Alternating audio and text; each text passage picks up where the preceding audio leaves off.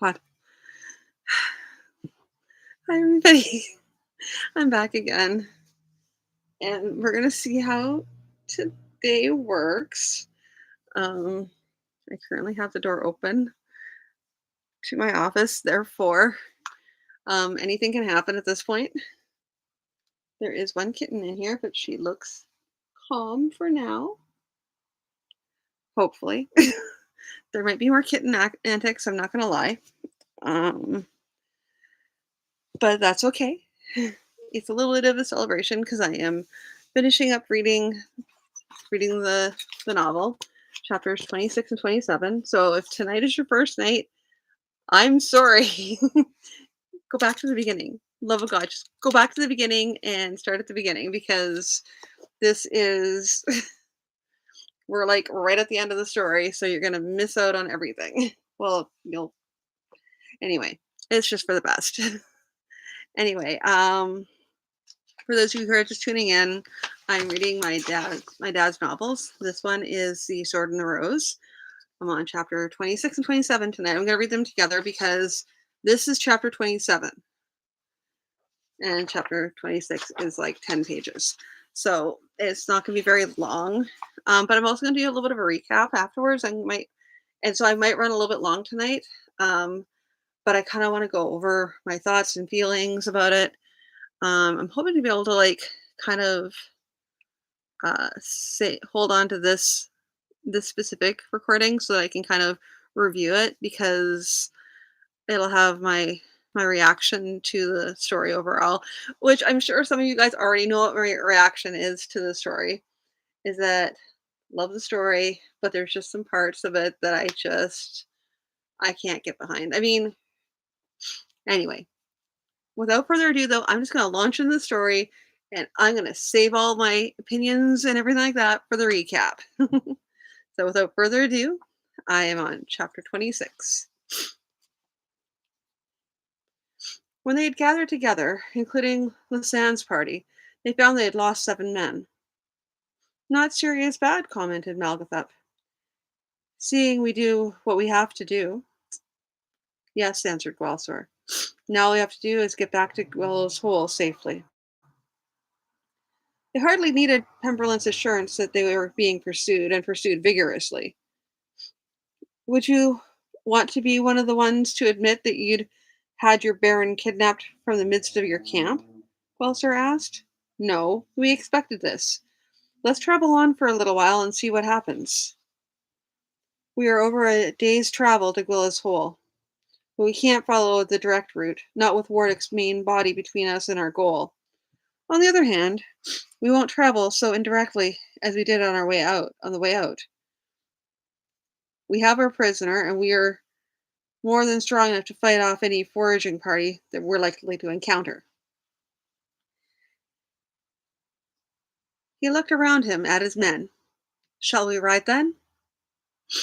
There were nods of agreement, and Tostig flicked up his axe in salute, the axe that had done such damage in the dash through Warwick's camp, while Sir urged his horse into motion.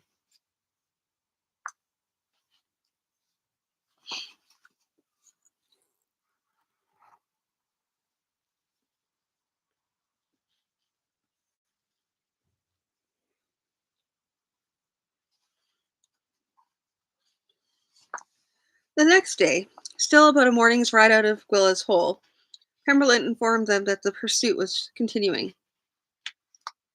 About 20 horse, my Lord Baron, Pemberlin said. They must feel desperate. They know quite well how many they're chasing. The foot are far behind, though. Though they too are continuing to come. Oh yes, and they'll be desperate by now. Melga, I think it's time we dealt with this lot. You serious? Sure you want to do this, Lord? Every man we kill here is less for Warwick's army if it comes to a fight later. So we fight. How far are they back? Approximately a quarter of an hour, Lord, Pemberlin said. So we stop, rest horses a little, wait for them to catch up. Wait for them to catch up. Gwalsor nodded.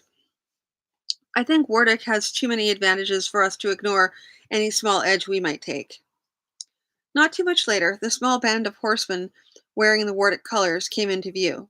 They hesitated a moment at the sight of a much superior force, and then hurried themselves forward in a frantic charge.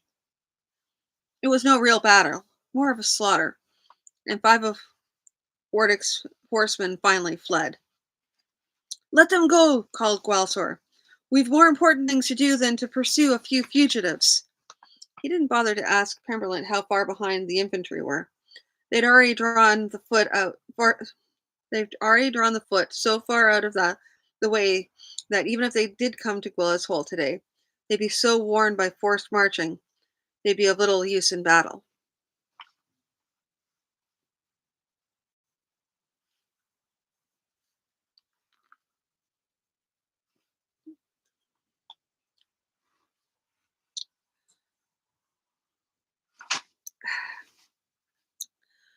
Forsyth looked worriedly out across the field. Chevaux de Frise covered all the approaches to his position, which were not otherwise made impassable by thick brush, woods, or a steep bank to the old course of Flingkettle Brook. There were small parties of archers guarding the bank, and hiding in the woods to make outflanking outflanking him on either side costly, and giving him time to shift troops if necessary. He'd kept most of the horse that remained to him well back, in hopes of preventing Wardick's commander from seeing how scant he was in that arm. "Tell me," he asked his commanders, "does there not seem to be more movement in the enemy camp today?" Randindar Saltor, old, grizzled, and a veteran of a number of fights, nodded his head. "I'd say we're in for it this morning, Marshal. I think our young Baron has twisted Wardick's tail for him." Forsyth nodded, stroking a hand down his beard. "Could be he has." "Ah, here they come." Randall chuckled. "You sound almost relieved to be attacked, Marshal." "Saves me from fussing myself to death over whether I ought to be doing more to be making myself ready for them when they come." The first attack was by footmen, coming up on Forayth's right, clearly meaning to open a route through the obstacles for their horse to come through. Forayth nodded. It was what he'd expected, and there was no need to send orders to that quarter. The commanders on the spot knew quite well what they had to do. Even as he watched, arrows began to shower on the attacking force, and bodies dotted the track of their advance. But enemy archers were replying, and though his men were hidden behind barricades of earth and logs, they began to take casualties as well.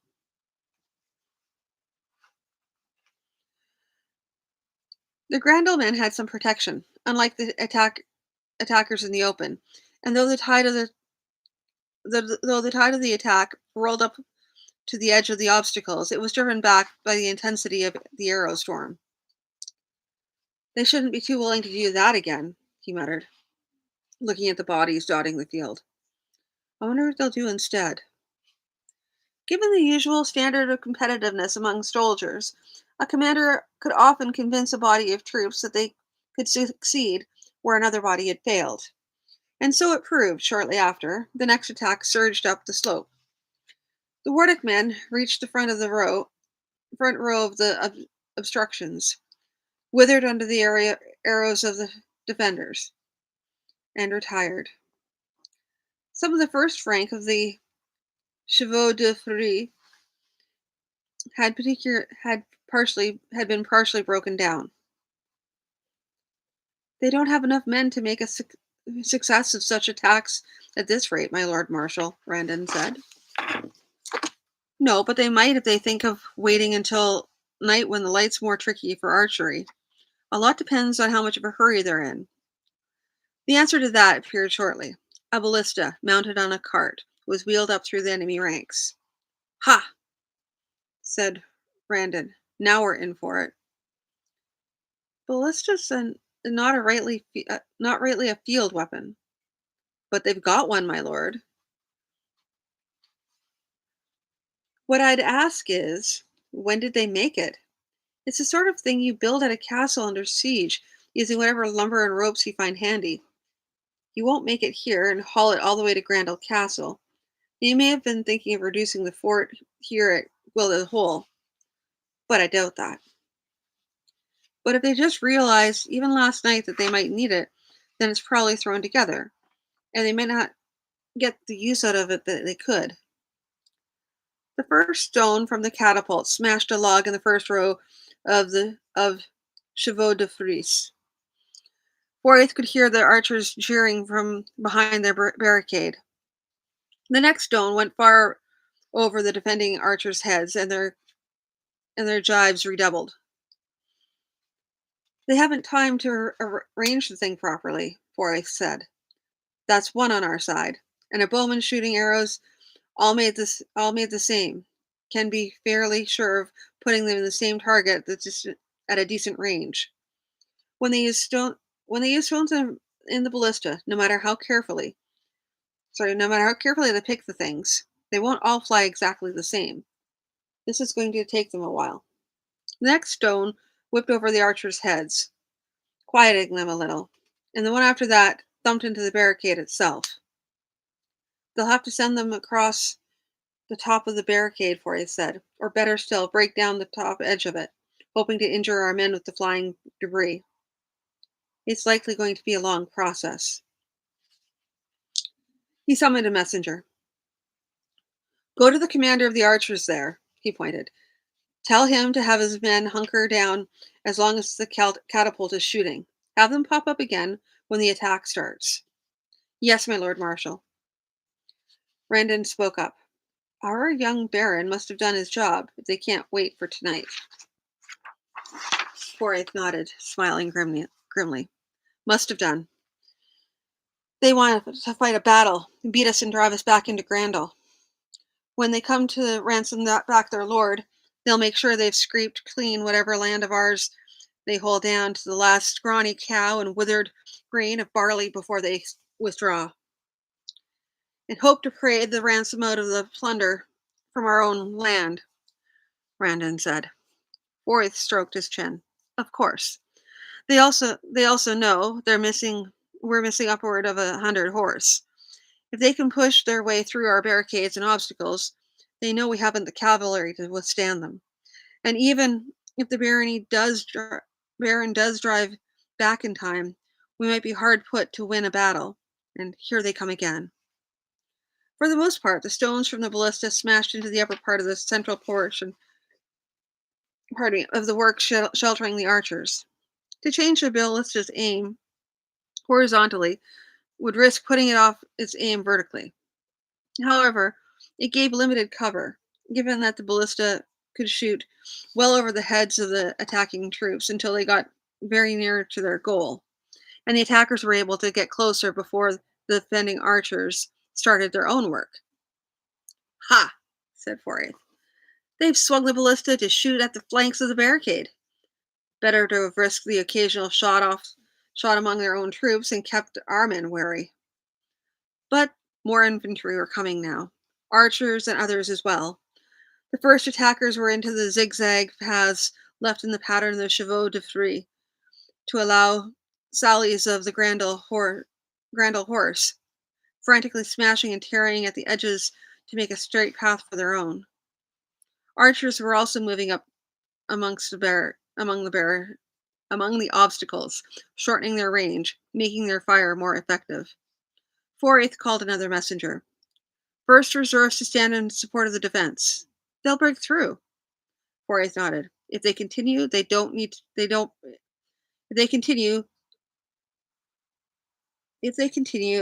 break first. Ha, look there. The ballista had stopped shooting. One of its arms twisted at an angle. I thought perhaps it might be breaking down sooner than it ought. Too bad it held up for as long as it did, though. It might just have served its purpose. Yes, my lad. Should we have our horse moved to support the threatened part of the fortification? Not just yet. Should it end that our lads do stand them off, we might have to move them again.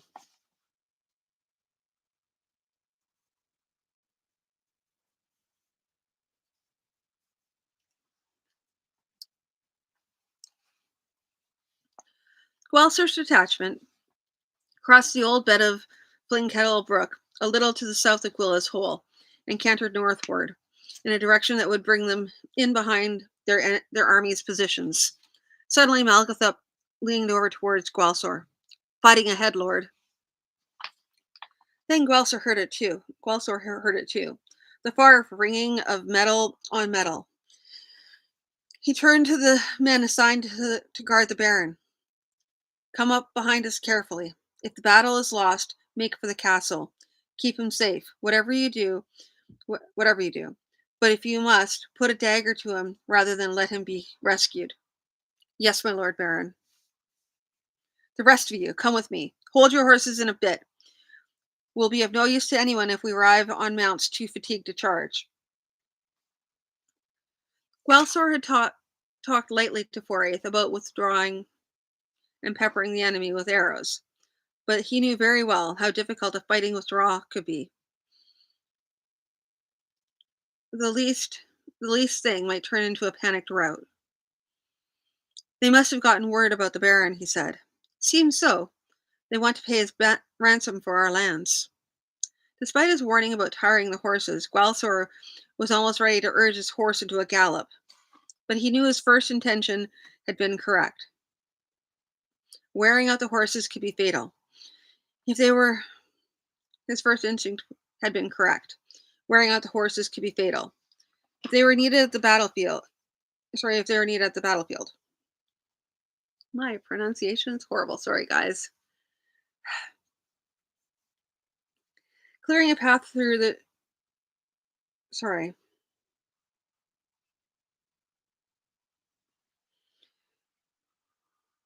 Over another rise they came, around the curve of wood, and there was the fight.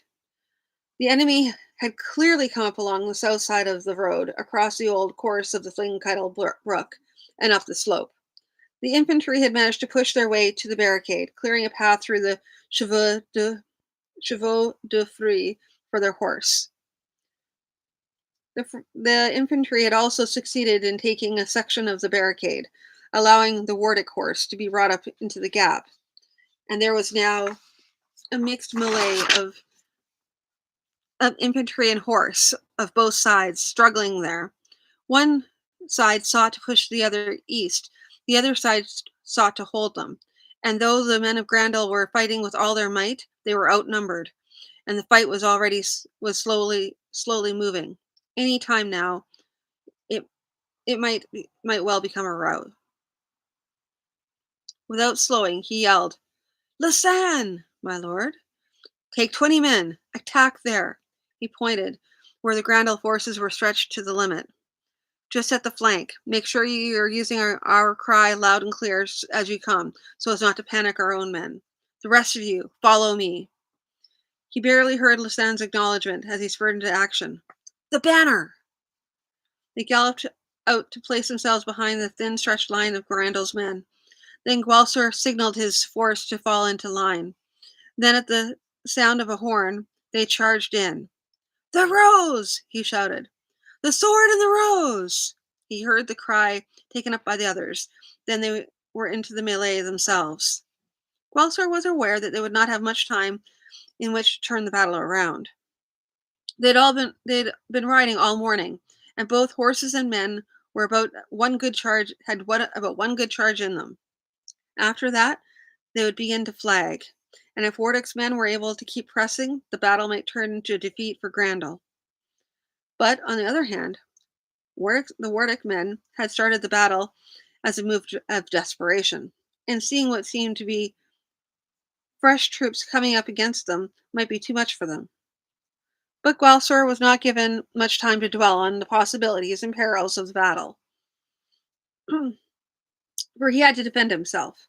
The hammering din settled around him, and the dust rose into his nostrils, and he thought he caught a faint whiff of roses as well, among other stenches. The fight settled down to a confusion of blows struck and blows received. This was no practice field stuff of fighting one opponent at a time until one or another was down. Quite frequently, he was not aware of what happened to his opponent, only that he was no longer there. He suddenly discovered that his shield had a wedge-shaped chip out of the edge, about a palm span in width, and for the life of him he could not remember the blow or blows that had caused it. The ground underneath him was a litter of dropped weapons and fallen bodies. He hoped that that was a sign that the Wardic men were being pushed back, but he could not be sure.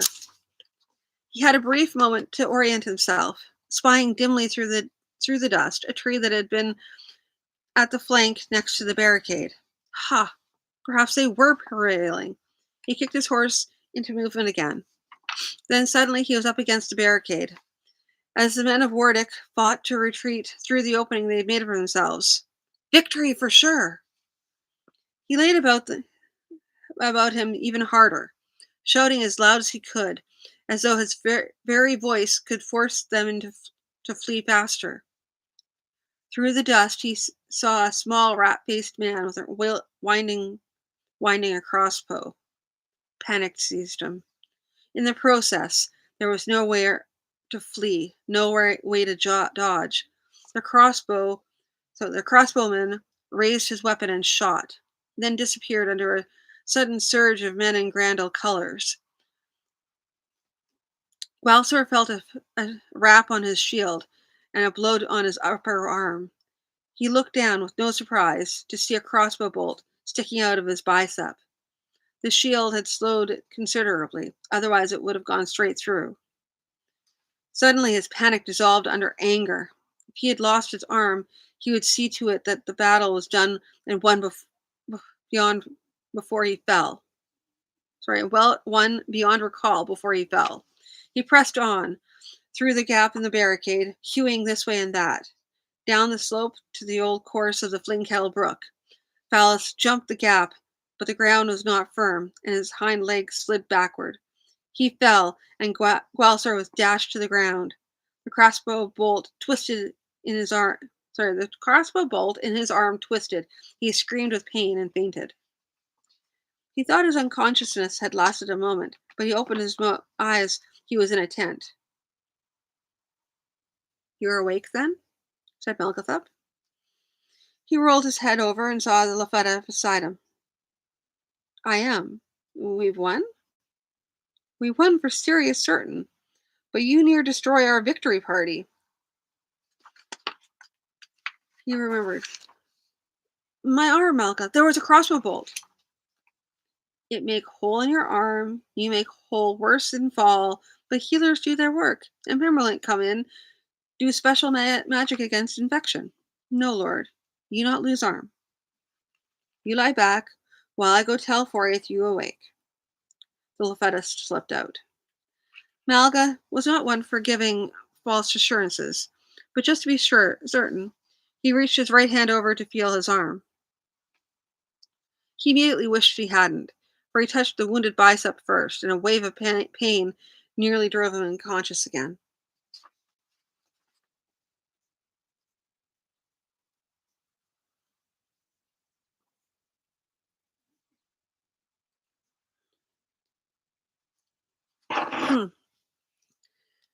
He was sitting outside his tent, and thanks to a concoction given to him by Pemberlint, his arm was only twinging a bit, though he knew it should hurt abominably. "I've no claim to be a healer, my Lord Baron, but I know a few things about herbs."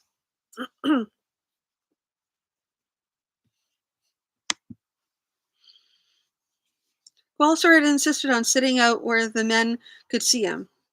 "If I stay on a pallet in a tent, they'll know I'm dying. We don't need that sort of rumor going around." He had a cup of wine beside him. Poor sour stuff in ordinary circumstances he would have refused to drink. But he knew that, as bad as it was probably better than the men were getting. Pemberlin had warned him, "Drink a bit if you wish, but with that concoction inside you, too much wine will most certainly render you unconscious, and if you drink it too fast, it could conceivably kill you."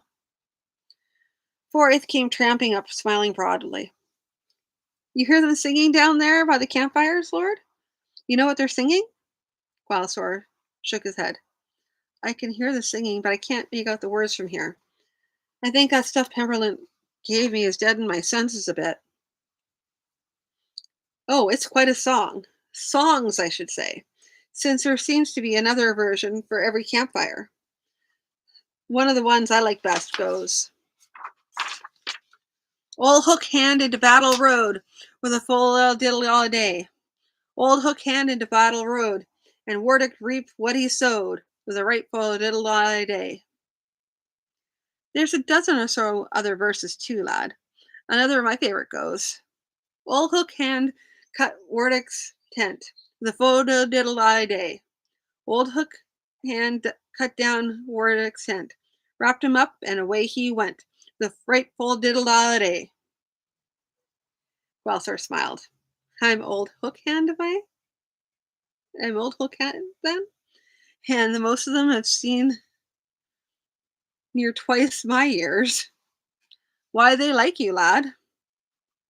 When first you came, the Baron, the talk was all of how harsh you'd be on a rebel or barony. But you fought for them, you fought alongside them, and you've taken your own risks to make it so they won't have to fight for a while. It was not lost on Gwalsor that Foraith was calling him lad now as well as lord, and it occurred to him that he appreciated the change. The talks progress? Oh, in bits and starts. They've a knight or two of ours, and while we can't hardly suggest that an ordinary knight rates the payment of a baron, they're trying to raise the rates as high as they can. But then they've got a knight or two. We've got a knight or two of theirs. So anytime they raise the ransom for ours, we raise the ransom for theirs. But we'll be coming to an agreement in a day or two, lad. Gwalsor nodded in agreement, then closed his eyes for a moment. When he opened them, the moon was up. Someone had put a cloak over him. You have enough sitting out here being admired yet? He turned his head. Yes, Melga. No one thought to wake me? The white grins showed again. Thought to? They do all but prick your rump with a dagger.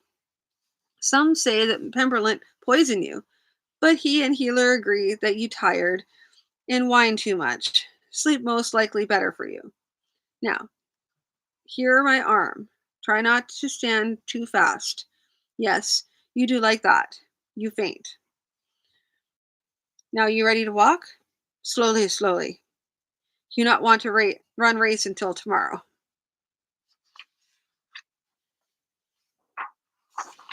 Okay, so that was chapter 26. I'm going to hold off on my opinions until I'm done chapter 27, which is not very long at all. Chapter 27. The Baron's coming in, called the watchman. Army's with them. The gates swung open. The army came in. At the head were the leaders, old Foraith, looking like he was, a common man raised to knighthood, now the head of the Baron's armies.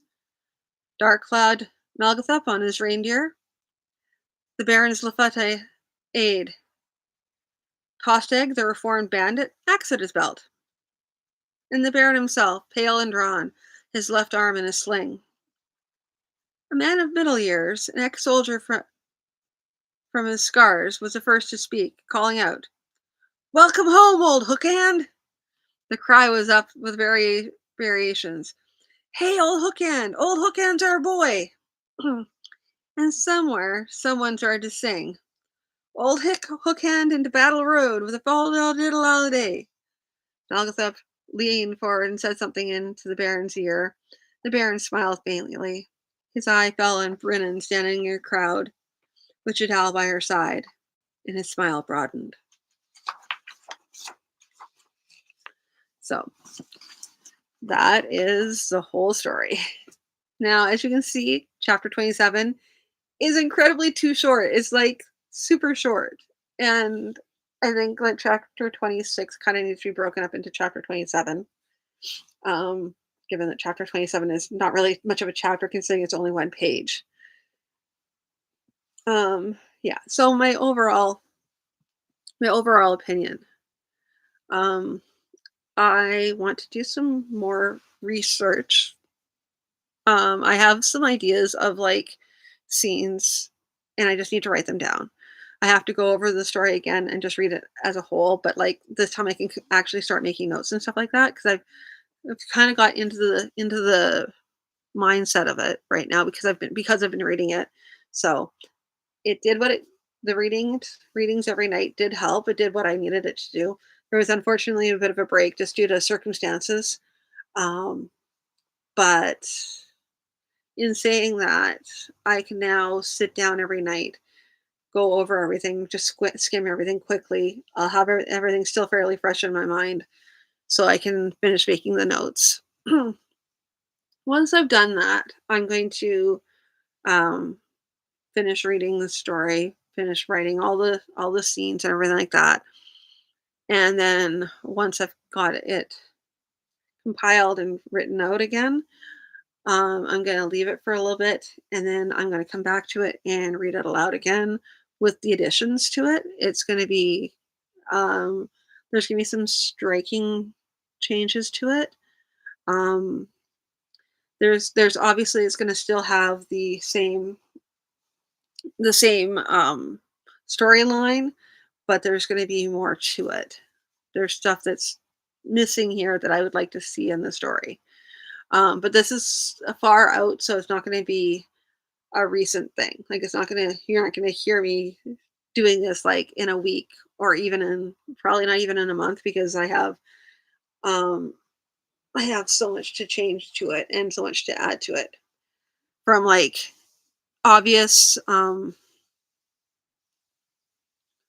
obvious scenes to, whole entire timelines for new POVs so that it's gonna be multiple POVs taking place. I mean, there already was some with Tostig, but towards the end, his kind of merges with the main character, and then you don't really hear anything much from that. There's two other people who I'd like to see their timelines completely exemplified a little bit more and brought out. Some of the research I'm going to be doing, I'm going to be reading, and there's like some other books as well that I have as well. But um, the funny part is that okay, yeah. So we have women warriors, warrior women, uh, the warrior queens. I also have women in medieval times, and it's just so I can kind of get an idea of the research of women in historical times. That was kind of the problem I had with this story is that it tries to be historical. Obviously, it has elements of magic in it, um, but I'd like to see a little bit more agency, more development of characters. I think I wouldn't even mind it so much if there's more to all the characters, and I don't feel like that's happening right now. Um, but I want to do some research. I'm going to read those books and kind of like get just not necessarily to like have that be the end all be all, but just so I can see how other people have looked at research and um, how they discover women in history. Like, because there's ways of being able to look at history based on inference, logic, and what you're not seeing. Um, to go into that is kind of that's more complicated to try and explain what I mean by that. But I guess it, I do touch on it when I'm talking when Brennan and Guelph are like the addition I already made to it to the story in one part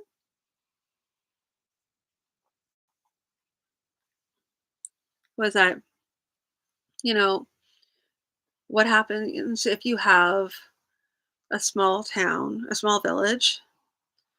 There is a blacksmith. He has a daughter and a wife, and he's the only blacksmith in the village. He hasn't had a chance to teach anybody anything, and he suddenly dies, or he's killed because he had to go off to battle. What then? Well, sometimes there'd be female blacksmiths for that reason. There'd be, like the wife would know because she's helped him, or even the daughter might know because she's watched her dad and whatnot. These are things that would normally like would happen. I mean, it's harder to see that in a city because it's but for example, if you're out on a farm and you only have so many able-bodied people, like back in the day, I'm not talking about now, but back in the day, uh, the definitions between men and women, gender roles like that, aren't as solid because everyone has to pull their weight. And if someone isn't able to do something, if you're able-bodied, you're filling that role. It doesn't matter. Doesn't matter who you are as long as you can do the thing. So it's examples like that. It's examples of the fact that there's like things like the Peasants' War, where it was peasants, but it wasn't just all the men. There was like men, women, children were all part of the peasant army. It's an example, but and it's one of the things in order to bring a little more even a more realistic kind of feel to it, even though it's fantasy. At the end of the day, it's fantasy, and in that means you are able to give it whatever spin you want on it. And I would like to see more of a spin on that because I feel like it just needs that extra. And I keep on harping on it. And I feel like this is like, you know, my little feminist rant, but it's not even that. I just know that because it's fantasy story and because it's fiction, I can do better. And I will. Hence the rewriting and the restructuring. But now I can actually go, I've read the whole thing, and now I can start doing the rewrites and the structural edits and stuff like that. And then once I get that done and let it rest for a little bit, I'll come back to this. Um, what'll probably end up happening is I'm going to be taking a break. I might do some like weekly streaming for a while, but I'm gonna for sure take the week off next week.